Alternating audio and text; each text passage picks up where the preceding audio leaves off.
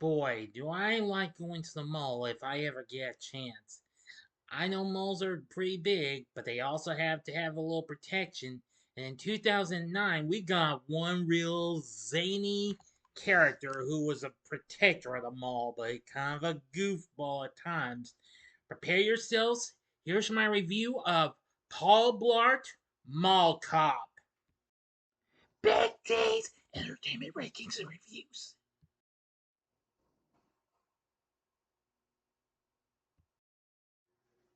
So, greetings, my fellow YouTubers, and welcome to Big D's Entertainment Rankings and Reviews.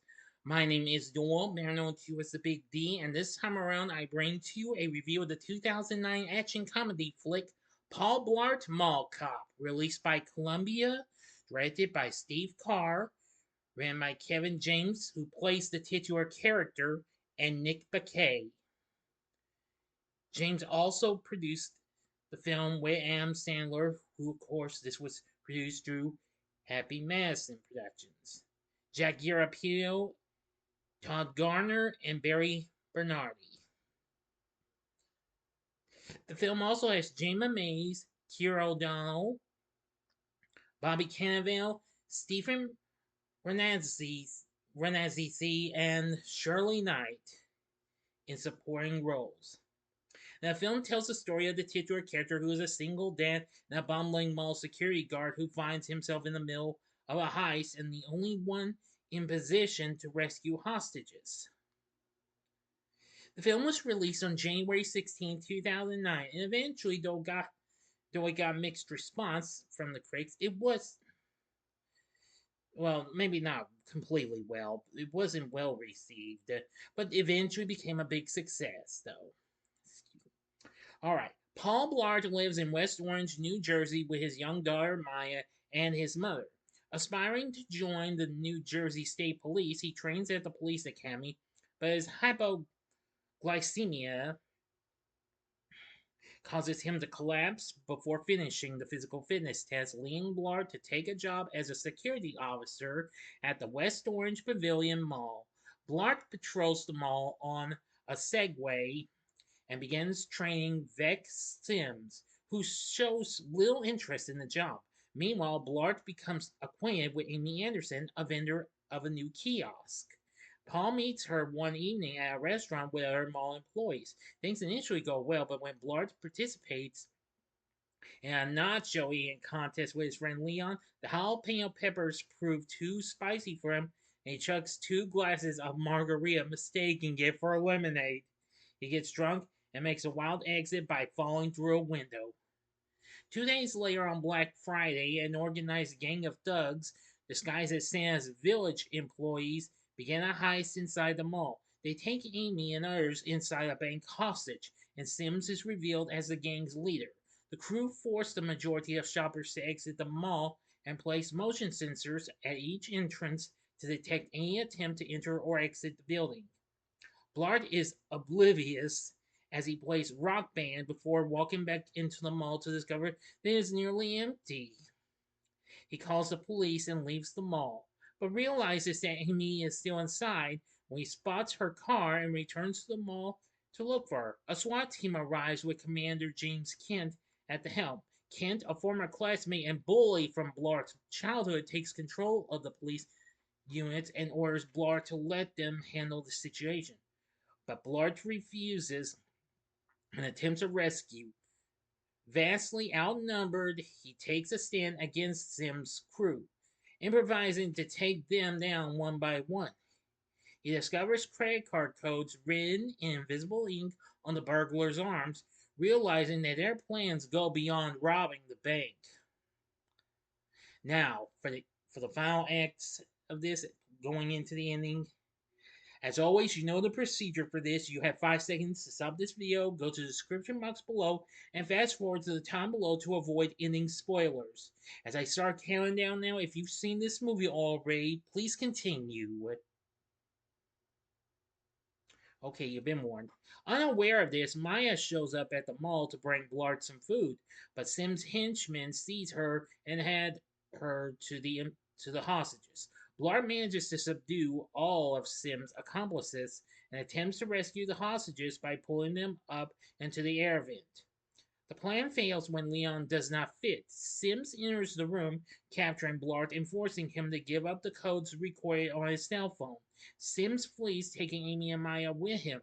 As the SWAT team raids the mall, Blart borrows a display minivan with Kent pursuing Sims to the airport, where he is attempting to escape to the Cayman Islands.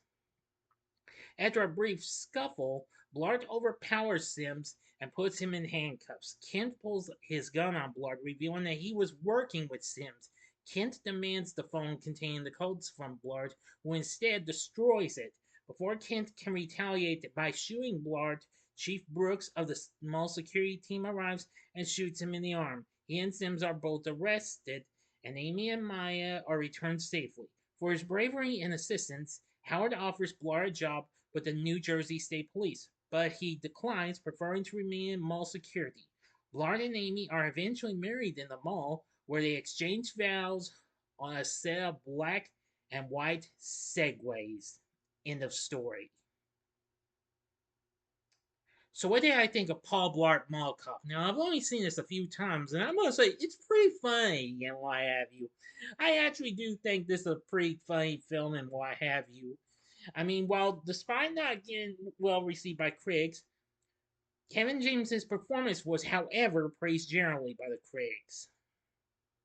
The film eventually did very well, going on to make $183 million worldwide on its $26 million budget, and would go on to have a sequel 6 years later. Upon its release, the film got a 34% rating on Rotten Tomatoes tomato meter, saying while it has some laughs, but its plot is flimsy and lacking in any sustained comic momentum. Metacritic has a score of 39, and the audience's survey by CinemaScore gave the film a grade of a B. Well, Peter Travers wasn't too thrilled, as he panned the film for the concept and juvenile humor. Given the fact the MPA gave this a PG rating, well, it was still MPAA, but I'd still like to call it MPA as it's called to this day now, so bear with me. Okay, now where was I? Variety's Brian Lowry called it an almost shockingly amateurish one-note joke comedy. James Berardinelli was also unimpressed by the juvenile tone, but praised the character of Paul Blart and a refreshing change from Adam Sandler's typical films, calling it a passable choice for watching at home when viewers tend to be less demanding. Roger Ebert, however, did enjoy it, praised the film's wholesome comedy. The AV Club gave it a C- grade, calling it a shamelessly sentimental comedy with a few crude gags thrown in arbitrarily, which turns into a stale riff on Die Hard. Anyway, the film, again, as I said, did pretty well and what have you. It did well on physical media as well. Anyway, I really enjoyed some of the fun humor and what have you, despite some people were not too thrilled with this. But nevertheless, I disagree. I am going to say that I really like the humor and the craziness and the crazy action this film had to offer. And I gotta give credit to Kevin James, who does an exceptionally good job with his performance as Paul Blart. The story he co-wrote with Nick Bakay wasn't too bad at all. It was pretty decent enough. Now, the film was directed by Steve Carr, who was mostly well known for directing, well, hip hop music videos for artists including the Beastie Boys, Public Enemy, LL Cool J, and then later Slick Rick and Jay Z. Now, of course, this wasn't his first film. Now, of course, he had recently worked on, had directed films including Next Friday, Doctor Dolittle 2, Day Daycare, and Rebound. Now, of course, in Of course, years later, he later went on to direct the 2008 Freaky Friday telefilm for Disney Channel. He's currently working on a yet to be titled,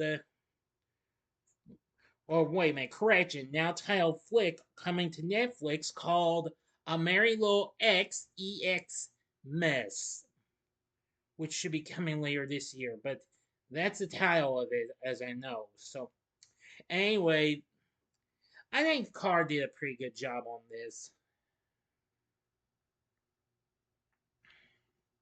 Now then, for the rest of the cast, aside from Kevin James, we have Jayma Mays, who after this will go on to appear in the two live-action Smurfs films, and she had recently appeared in an epic movie, played Amy Anderson. I've got to say, she does a good job. Keir O'Donnell played Vex Sims. He had recently appeared in films like Wedding Crashers and The Breakup. After this, he did American Sniper. Playing James Kent is Bobby Cannavale, who he was already well known for playing Bobby Caffey on NBC's Third Watch. Yeah, he wasn't too bad. Adam Ferreira played Sergeant Howard. Yeah, he had recently appeared on Rescue Me and Nurse Jackie. Anyway, now let's see. There's Leon, played by Jamal Mixon, who, of course, most people would remember him from the Nutty Professor films with A. Murphy, as well as The New Guy, and also, if I'm not mistaken, oh yeah, from um, Me, Myself, and Irene.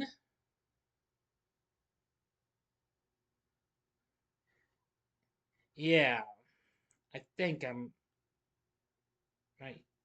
Okay, no, wait a minute. Take that back. He wasn't in The New Guy. It was his brother, Jared Mixon. My mistake. I got him mixed up and what have you. Oh yeah, and yeah, Jared was in Me, Myself, and Irene too. So my mistake. I guess I kind of got them mixed up. Okay, sorry folks, won't happen again. I hope. But anyway, yeah. So you got to admit that's pretty good and what have you. Um, Eric Avari, who of course appeared in Mr. Deeds. He was in Daredevil and The Master of Disguise. Played VJ, owner of a cell phone kiosk. Shirley Knight played Paul's mother, Margaret, not too bad, and Rainy Rodriguez played Maya, Paul's daughter. So yeah, you got to admit the cast isn't too bad. Sure, I think we could have seen some more good ones. Excuse me, everyone. But anyway, Paul Blart Mall Cop, I think it was a fun little film. But would I recommend it? I'd say sure, go ahead. I mean, if you really want a funny little film, then you might want to check out this film. It's really crazy and what have you, but still pretty fun though. So what did you think of Paul Blart Mall Cop? Let me know in the comment section below. If you like this video, consider clicking the like button, subscribe, and be a part of the Big D Nation. Continue to help support my channel, make it grow and make the views grow. Tell all your friends about my channel, give them to know me. Maybe they'd like to be a part of my Big D Nation and share my vids with your friends if you'd like. Join me next time when I review Paul Blart Mall Cop 2. So if you like this, check out my reviews of these other two films that family-friendly films Adam Sandler did that featured him and Kevin James together, but voicing characters, monster characters. In the upper left-hand corner is my review of Hotel Transylvania. The upper right-hand corner is my review of Hotel Transylvania 2. Or if you'd like, go to the bottom left-hand corner and see my review of this film that was a guilty pleasure of mine, The Master of Disguise. And the bottom right hand corner is the button you can click to subscribe. If you like rankings and reviews on movies, TV, music, video games, etc., then I'm your guy. Thanks for watching. Until next time, I'm the Big D saying see ya.